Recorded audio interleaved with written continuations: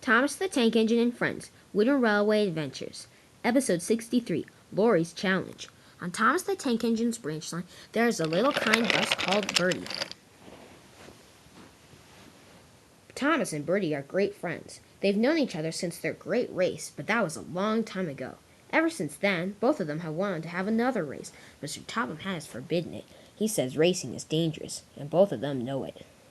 However, the two of them have remained great friends. Bertie works on Thomas's branch line, and Thomas likes it when he is not able to take the train, and Bertie is ready to. Toby the tram engine also helps on Thomas's branch line, and sometimes when he is not able to take Henrietta with the passengers, Bertie is always ready to help. The three of them are very great friends and like to take time away from the busy work schedule and have a nice little chat.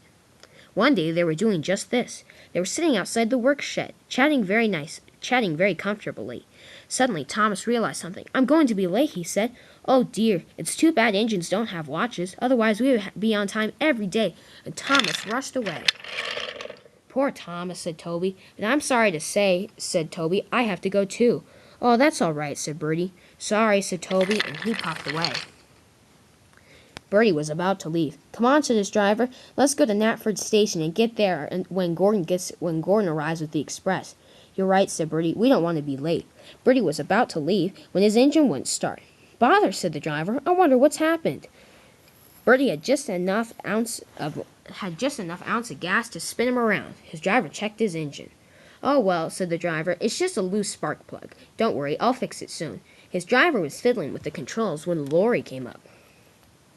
Lorry had always been very mean to all the engines on Soder, and never particularly liked Bertie either. Bertie had never liked Lorry either, too. "What are you doing here?" said Lorry. "You're blocking my path." "I'm sorry. My driver's just checking my engine." Why?" asked Lorry. "Because something's wrong with it. I can't start." Lorry laughed. "If you were a truck," he said, "you wouldn't have engine troubles. I've never had engine troubles in my entire life." "Pah," said Bertie. But buses are more important than trucks." "No, they aren't," said Lorry. "How would you know?" "Well, for a start," said Bertie, "we carry the passengers around Soder. If there weren't any passengers here, the island of Soder would never exist." "Pah," said Lorry. "I carry packages around Soder. If the passengers had nothing to eat, they would all starve, and they would leave." "I guess we're both important," said Bertie. But Lorry wasn't ready to back down. "I'm more important," he said. "No, I am." "I am." "No, I am." The two argued and argued. Soon Bertie's driver was done. "Come on," he said. "Let's go." "Oh, I'm not going anywhere," said Bertie. "Where are you going to go?" asked Lorry.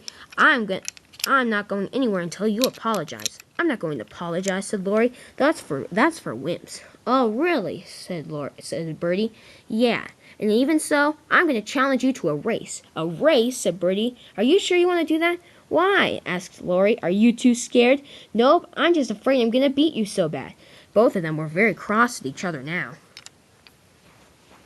His driver wasn't so sure about this. "Remember, Bertie," he said, "we have to pick up our passengers at Eldridge Station." Lorry could pull ahead there, but Bertie didn't worry. "Don't worry," he said. "I have a plan." "On your mark," said Lorry. "Get set," said Bertie. "Go!" And they both raced off. Lorry took an early lead, but that didn't stop Bertie. He pulled in right behind him. Soon they came to the Sodor airfield. They were supposed to take the long way around Sodor, but Lorry cheated and ran onto the runway. "That's not fair," said Bertie as he went around. "Who cares?" said Lorry. "When you're contending to see who is the best on Sodor, nothing goes." And Lorry raced off the runway just in time. Tiger Moth came in and landed. "That was a close call," he called to Lorry. "Don't ever do it again." But Lorry didn't hear. Meanwhile, Bertie went the safe way around.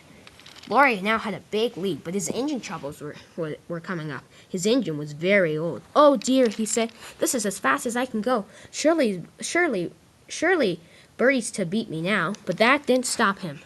Then there was trouble. Thumper was coming across the road. He was going very, very slow. "Move out of the way," said Lorry. He had forgotten to uncouple his flatbed before the race, and now he was heading straight toward Thumper. "Watch out," called Lorry, and he skidded to a stop. The flatbed crashed into Boulder Mountain, and Boulder fell right off, and the flatbed, worst of all, was destroyed. Lorry revved around and started up again. Meanwhile, Bertie raced after him. "Look what you did back there," said Bertie. That wasn't very nice. Who cares? Who cares? Said Lorry. It's all about competition. Bertie wasn't very sure if he wanted to be racing Lorry. He seemed pretty mean.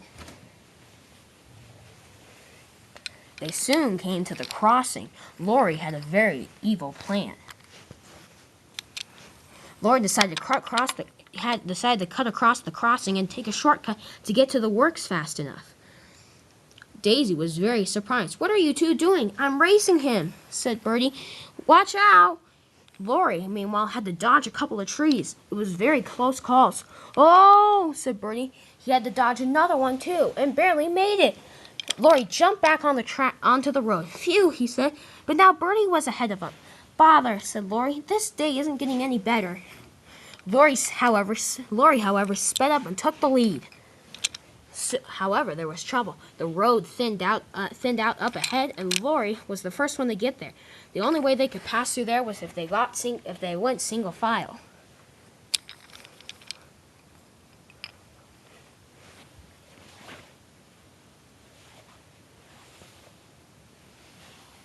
The two of them passed James, who was pulling a train. "My goodness," said James, "you two are going very fast. I don't even know if I can go that fast." But none of them answered.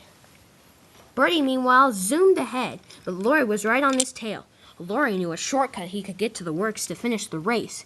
He cut off the track and went between the soda oil depot and the mountain. He jumped the track. Suddenly, there were trees everywhere. "Ah!" cried Lorry. He was supposed to stay on the road, but he didn't. Now he was paying the price. Lorry swerved just as Boko came out of the shed. "Oh!" he cried. Then there was another tree.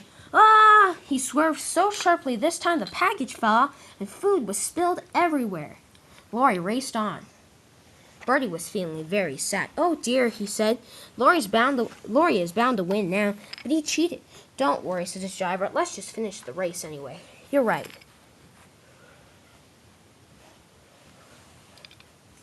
Meanwhile, Lorry came around the other side, and there was another tree. "Oh!" he said, and he swerved again. Just then, there was Terrence the tractor plowing another field. "What in the world?" said Lorry as he skidded around. Then there was trouble. There was a surface to track ramp, and Lorry didn't see it. He went off of it, and he flipped through the air. "Oh! Ouch!" he said. "That hurt." Bertie and his driver rounded the corner. "Oh dear," said Bertie. "I'll never win now. Lorry's probably finished all right now." "No, he hasn't. Look! Lorry's laying upside down right there. Let's go!" And Bertie charged ahead. Wait, said Lorry. "Come pick me up." "Cheaters never prosper," said Bertie, and he raced to the works where the finish line was. "Hooray!" they said. "Oh dear," said the driver. "We forgot to pick up our passengers." "Never mind," said Lorry. "Never mind," said Bertie. "I'm always quick, and I can go get them right away." "Oh, please, someone, come help me. Please." Lorry lay upside down for the rest of the day. After Bertie got his passengers, he came back to help him. But unfortunately, Sir Topham hadn't seen the entire thing. He was cross. "What have I told you about races, Bertie?" "I'm sorry, sir," said Bertie, "but Lorry challenged me to one." "You did?" said Sir Topham. "Absolutely not," said Lorry. "I would never do such a thing."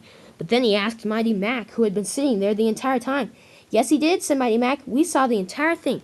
"Very well," he said. "Lorry, you shall go to the works, and you will not return to Soda for a while. Your damage is very extensive." Lorry was soon taken to the works. In the days that he was gone, the aisle of the Soda ran surprisingly very well. But all the other engines on Soda knew why. It's because Lorry is a big troublemaker," they said, and they were right.